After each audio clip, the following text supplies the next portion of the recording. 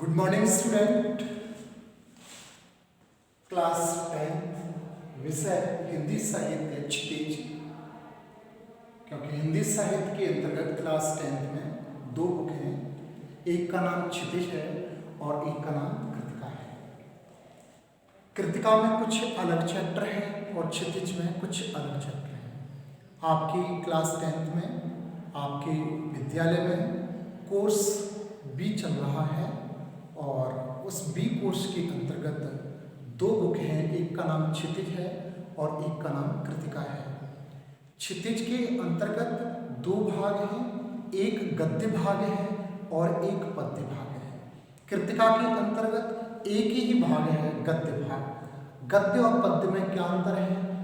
पद्य कविता वगैरह, चौपाई, दोहा, पद, सवैया, ये पद्य के अंतर्गत आ जाते हैं। गद्य के अंतर्गत कहानी, आपकी निबंध, पत्र आदि आ जाते हैं। तो क्षितिज जो बुक है आपकी, इसमें गद्य और पद्य दो पार्ट हैं। तो हम पद्य पाठ को पढ़ने जा रहे हैं। तो पद्य पाठ के अंतर्गत आपके लगभग 4 चैप्टर हैं। चैप्टर तो बहुत हैं बट कट चुके हैं, उसमें से 4 चैप्टर के बारे में हम पढ़ने जा रहे हैं। 4 चैप्टर में से हमने 3 चैप्टर पढ़ लिए हैं और चौथा चैप्टर आज पढ़ने जा रहे हैं। ये चैप्टर क्रमशः हमने लिख दिया है फोन नंबर। हो सकता है ये चैप्टर आपका 8वें नंबर पर हो, बट मैं क्रमशः पढ़ा रहा हूँ इसलिए मैंने क्रमशः लिख दिया है। पद नाम का पहला चैप्टर था, सूरदास जी के जो पद थे। राम लक्ष्मण परशुराम संवाद दूसरा चैप्टर था आपका। तीसरा आपका चैप्टर मैंने, हालांकि आपकी बुक में 5वें नंबर का चैप्टर है, लेकिन क्रमशः मैंने उसको 3 नंबर पर लिया, जो उत्साह नामक जो चैप्टर है, जो कल मैंने पढ़ाया था। और आज जो मैं पढ़ाने जा रहा हूँ 8वां चैप्टर है, बट मैंने यहाँ आज चौथा डाला है। क्रम में चौथा नंबर है उसका। शीर्षक उसका है कन्यादान, पद्य भाग से है और इसके जो रचयिता हैं वो ऋतुराज जी हैं। ऋतुराज इसके कवि हैं। अब इस चैप्टर को कन्यादान नामक जो चैप्टर है, सुनते ही आपको पता लग गया होगा कन्यादान क्या होता है। इसको लिखने वाले ऋतुराज जी हैं। इन्होंने कड़ी मेहनत से इस चैप्टर को लिखा है, तो इनके बारे में पढ़ना अवश्य है, क्योंकि इन्होंने इतनी मेहनत करके यह चैप्टर लिखा है। जिन्होंने लिखा है उनके बारे में यदि नहीं पढ़े तो फिर फायदा कुछ भी नहीं। खैर, इनका संक्षिप्त परिचय हम देखते हैं। हालांकि इस कवियों का जो परिचय दिया हुआ है पाठ से पहले आपने देखा होगा बुक के अंतर्गत, वो परीक्षाओं में नहीं आएगा, बट वो ज्ञान की दृष्टि से पढ़ना आवश्यक है। आपकी परीक्षाओं में तो ओनली चैप्टर से क्वेश्चन आएंगे। पद्य भाग दे देगा, उसके नीचे 3 क्वेश्चन दे देगा उसी से रिलेटेड, आपको उसको पढ़ने के बाद में उनके आंसर देने होंगे। ये परिचय नहीं आएंगे कवि के जो परिचय हैं। जो मैं चैप्टर पढ़ा रहा हूँ वही आएंगे आपके, क्योंकि कुछ सिलेबस आपका कट हुआ है और कुछ सिलेबस आपका रह गया है। उस रहे हुए सिलेबस को मैं आपको पढ़ा रहा हूँ। कन्यादान संक्षिप्त परिचय की बात करते हैं। ऋतुराज जी का जन्म 1940 ईस्वी में हुआ था। जन्म स्थान की बात करें, इनका जन्म स्थान राजस्थान के भरतपुर जिले में हुआ था। प्रारंभिक शिक्षा वहीं हुई। उसके बाद में जयपुर से इन्होंने एमए की परीक्षा उत्तीर्ण की। 40 वर्ष तक इन्होंने जयपुर में ही वहाँ अंग्रेजी का अध्यापन कार्य किया।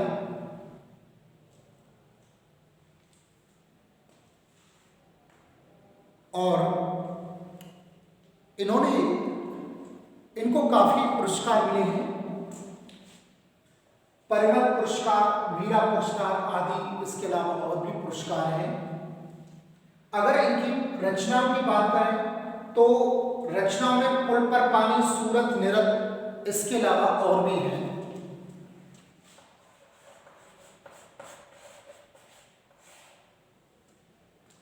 इसके अलावा और भी इन्होंने ग्रंथ लिखे हैं। जहां तक बात करें साहित्यिक शैली की, अन्य कवियों की भांति इन्होंने अपने काव्य साहित्य में साहित्यिक शैली का प्रयोग किया है। चाहे वो तद्भव तत्सम शब्दों की बात हो, चाहे वो भाषा शैली की बात हो, भाषा शैली भी इन्होंने बहुत ही सरल, सहज, स्वाभाविक भाषा शैली का प्रयोग किया है। अगर बात करें कि इनके प्रसंगों में, इनके काव्यों में जो इन्होंने काव्य लिखे हैं, अक्सर इन्होंने जो मनुष्य के जीवन पर आने वाली कठिनाइयाँ, मनुष्य के जीवन जितनी भी कठिनाइयाँ आती हैं, जितनी भी कठिनाइयों से वो लड़ता है, सामाजिक जो भी दृश्य होते हैं, चाहे वो मानव से रिलेटिव हो, चाहे वो स्त्री से रिलेटिव हो, जीवन के जितने भी बंधन होते हैं, जीवन की जितनी भी मुश्किलें होती हैं, हर विषय को इन्होंने स्पर्श किया है, अर्थात हर विषय के बारे में हल्का हल्का लिखा है इन्होंने। अलंकारों की बात करें, अलंकारों का भी इन्होंने काफी अच्छा प्रयोग किया है, चाहे वो अनुप्रास अलंकार की बात हो, चाहे वो यमक, चाहे रूपक अलंकार की बात हो, उसका अच्छे से प्रयोग किया है।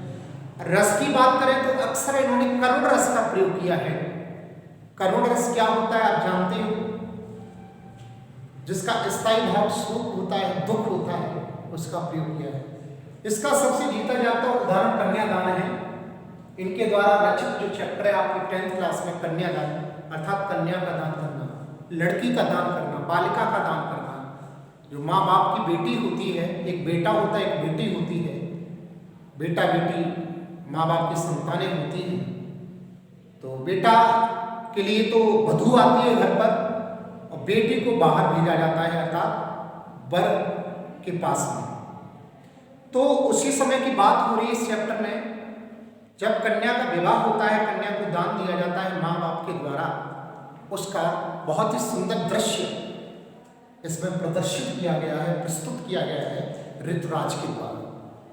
ऋतुराज ने कन्यादान करते समय एक लड़की और माँ के बीच में जो संवाद होता है, जो माँ अपनी बेटी को ससुराल में जाने से पहले समझाती है, सारी बातें सिखाती है, क्योंकि जो बच्ची होती है अपने गांव में वो स्वतंत्र रूप से जीती है, स्वतंत्र रूप से सारे कार्य करती है, कोई संकोच नहीं होता है, चाहे वो खाने पीने का हो, चाहे पहनने का हो, चाहे रहन सहन का हो, अच्छे से रहती है, पर स्वतंत्रता होती है, उसको स्नेह मिलता है, भरपूर स्नेह मिलता है माँ बाप के पास में, क्योंकि जो जन्म देने वाले होते हैं उन्हीं माँ बापों के पालन पोषण वो करते हो बच्चों का, तो वहाँ वो हर बात को स्वतंत्र रूप से अपनी माँ से शेयर कर लेती है। बट जब वही बेटी 20-25 साल के बाद में ससुराल की तरफ जाती है, तो जब ससुराल की तरफ जाती है, यहाँ एक शब्द अंतिम पूंजी प्रयोग किया गया है, उस लड़की के लिए ही प्रयोग किया गया है, तो उस समय क्या स्थिति होती है उसके बारे में यहाँ इसमें बताया जा रहा है। उसको समझा रही है, तरह तरह की बातें बता रही है कि तुझे तो बेटी है, अपनी सुंदरता पर रीझना मत, अपने आप को ज़्यादा घमंड में मत रखना, स्वाभिमान में मत रखना, सबकी अच्छे से सेवा करना, अपनी कमजोरी को जाहिर मत करना, अपनी सुंदरता, अपनी कोमलता, क्योंकि ये संसार स्त्री को लेकर थोड़ा सा संवेदनशील नहीं है ये, बट यहाँ ऋतुराज कवि बहुत ही संवेदनशील है, स्त्रियों के प्रति संवेदनशील है, अर्थात उस संवेदना को ही इस चैप्टर में व्यक्त किया गया है।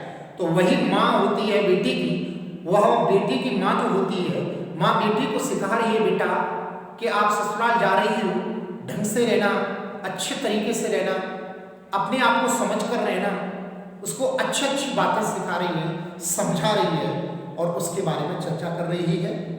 ज़्यादा कहने से आपको चैप्टर के पढ़ने से और अच्छे से समझ में आ जाएगा। देखिए, पढ़ते हैं इसका पहला पद जो है नंबर 1।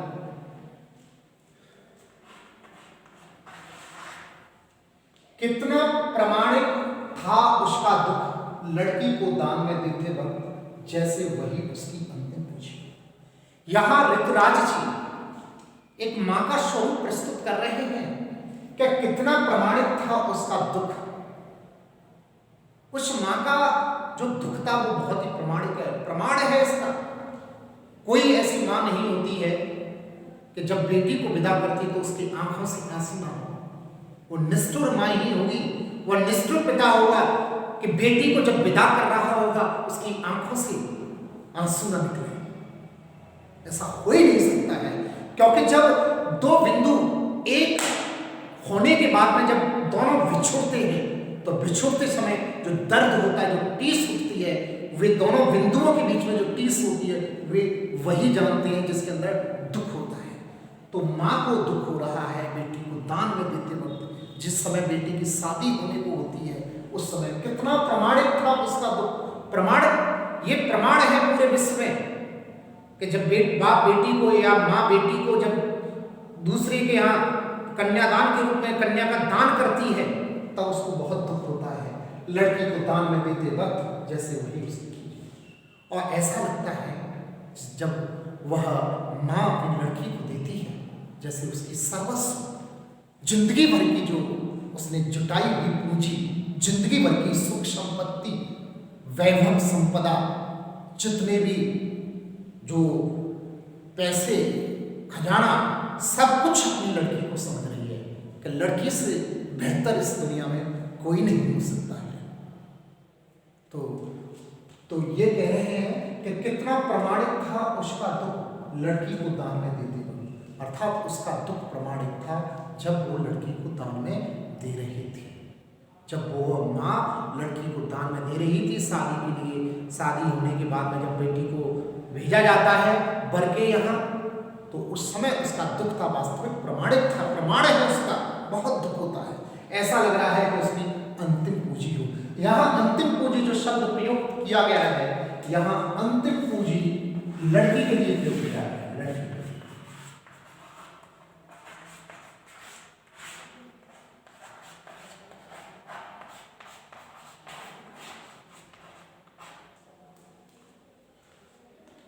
कितना प्रमाणिक था उसका दुख लड़की को दान में देते वक्त, जब माँ लड़की को दान में दे रही थी, उसका दुख बहुत ही ज्यादा अत्यधिक प्रमाणिक है, प्रमाण है। शास्त्र कहता है कि लड़की को जब शादी के लिए भेजा जाता है तो माँ बाप की आंखों में आंसू की धाराएं बहने लग जाती है। लग रहा है जैसे कि उसकी अंतिम पूंजी हो। उस माँ की स्थिति को देखकर, उस माँ के दुख को देखकर लग रहा है कि वह माँ, ऐसा लग रहा है कि उस माँ की यह लड़की अंतिम पूंजी हो, अर्थात दुनिया की सारी पूंजी फीकी है उस लड़की के लिए। क्योंकि लड़की और माँ का जो, माँ बाप का जो प्रेम होता है लड़की के प्रति, वो दुनिया में कोई उस प्रेम के सामने दुनिया के जितने भी प्रेम है सारे फीके हो जाते हैं। जिस समय माँ की दुख भरी आंखें और आंखों से निकलता हुआ जो पानी होता है वो प्रमाणिक होता है, इसका प्रमाण मिलता है। तो यहाँ इस प्रकार यह वर्णन करता है। ये आप स्क्रीनशॉट ले लीजिए। इसके बाद में मैं आपको दूसरा पद लिखाने जा रहा हूँ, उसकी व्याख्या फिर करूँगा इसके बाद।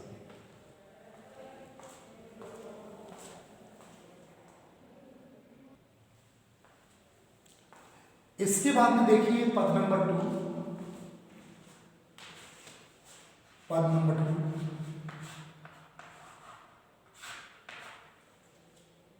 इसके बाद में मां के लड़की अभी सयानी नहीं थी। सयानी का मतलब होता है, सयानी मतलब समझदार।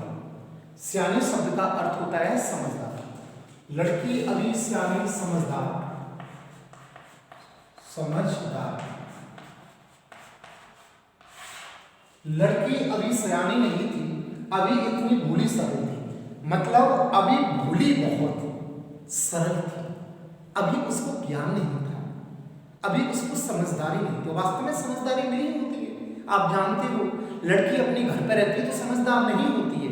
धीरे धीरे जैसे ससुराल जाती है, ससुराल में देखती है तरह तरह के प्रपंचों को, दुनिया में प्रवेश करती है, एंट्री करती है। वो दुनिया नहीं होती है उसकी। माँ बाप के पास में रहती है, प्यार में पलती है।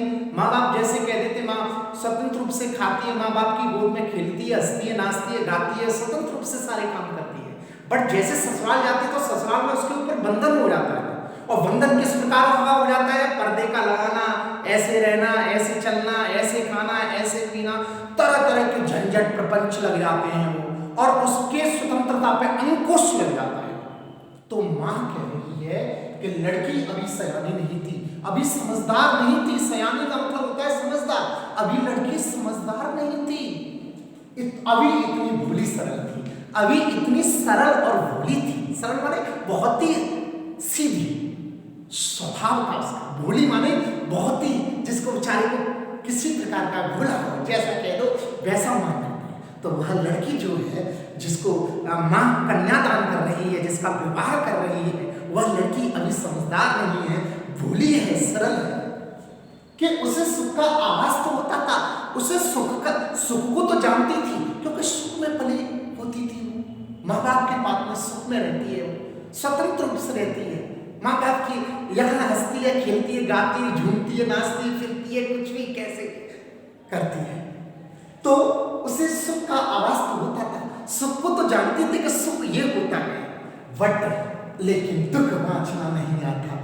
लेकिन दुख को बांचना, दुख को पढ़ना, दुख के बारे में सोचना उसको नहीं आता था, क्योंकि माँ बाप के पास में बच्चा दुख को समझता ही नहीं है कि दुख नाम की भी चीज कोई होती है। और विशेषकर लड़कियां तो फल फूलती हैं, माँ बाप जो जन्मदाता होते हैं उन्हीं के अच्छे से फल फूलती है और बड़े सुख से रहती है। दुख का तो लवलेश मात्र को आभास नहीं होता है अपने माँ बाप के पास में लड़की का, लेकिन लड़की जब बाहर जाती है तो उसे बहुत सारे दुख झेलने पड़ते हैं। लेकिन दुख बांचना नहीं आता, उसे दुख महसूस करना नहीं आता, उसे दुख के बारे में सोचना ही, दुख क्या चीज होती है उसके बारे में बांचना माने समझना नहीं आता था। पीठ का थी वह धुंधले प्रकाश की, पीठ का माने एक पढ़ने वाली, पीठ का माने पढ़ने वाली, एक पीठ का थी वह धुंधले प्रकाश की, और धुंधले प्रकाश की उसकी उपमा दी जा रही है कि वह लड़की किस प्रकार है, अभी भूली है, वह किस प्रकार है, जिस प्रकार एक कवयित्री, एक पाठिका अर्थात पाठ को पढ़ने वाली जैसे पढ़ती है, वो धुंधले प्रकाश में, मतलब कम प्रकाश में, धुंधले प्रकाश का अर्थ है कम प्रकाश में, धुंधले माने कम प्रकाश में, तो कम प्रकाश में जैसे कोई पाठिका कोई कविता पढ़ रही हो तो कुछ पंक्तियों को तो बोलती है, कुछ दिखाई नहीं देती है, तो कहीं तुक लगाती है, कहीं लय लगाती है, तो कहीं इस प्रकार मतलब ऊपर नीचे होता रहता है उस मतलब उन पंक्तियों को। जब जैसे पीठ का कोई पाठिका, पाठिका कहते हैं पढ़ने वाली, पाठक कहते हैं पढ़ने वाला, पुरुष पुल्लिंग के लिए प्रयोग होता है, और पाठिका का मतलब, पीठिका का मतलब पढ़ने वाली, तो पढ़ने वाली स्त्रीलिंग शब्द का प्रयोग है यहाँ।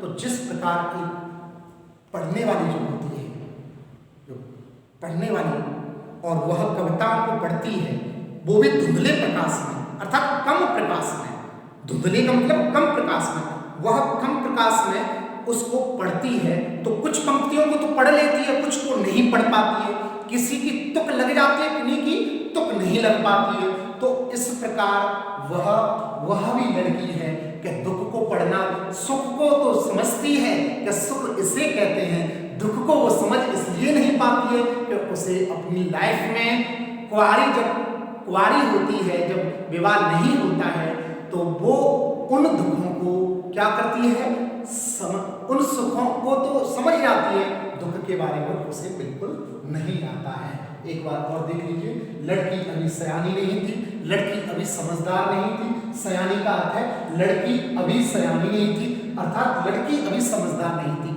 कब?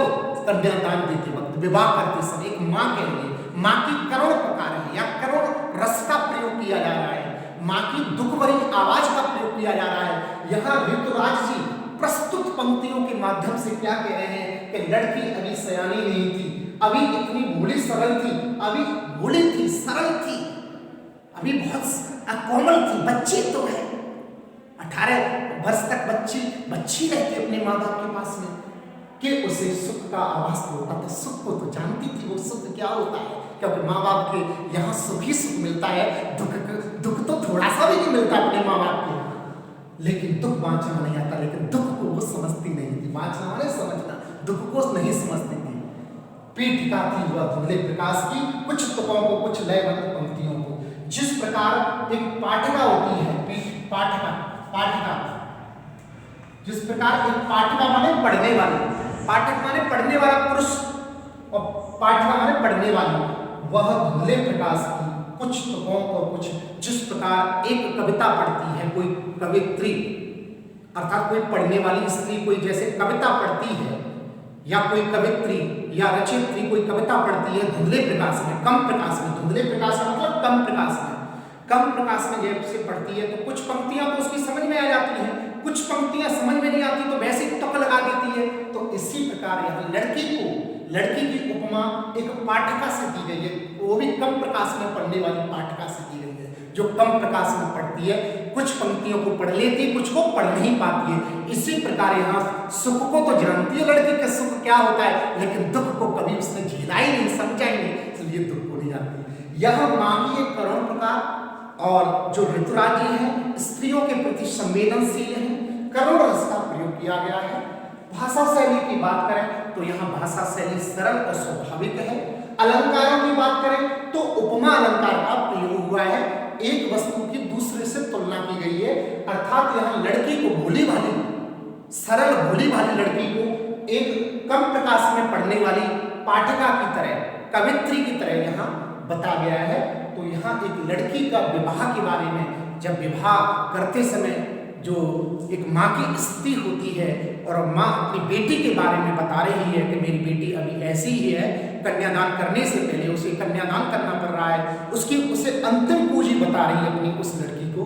तो यहाँ इस प्रकार यह आपका चैप्टर हो जाता है, ये 2 पद हो जाते हैं और नेक्स्ट उसमें पार्ट में आपको और 2 पद रह गए हैं, उनके बारे में बताएंगे। तब तक के लिए thank you, all the best. जहां कहीं भी समस्या हो तो आप कभी भी मेरे पर्सनल नंबर से पूछ सकते हैं। All the best, may God bless you.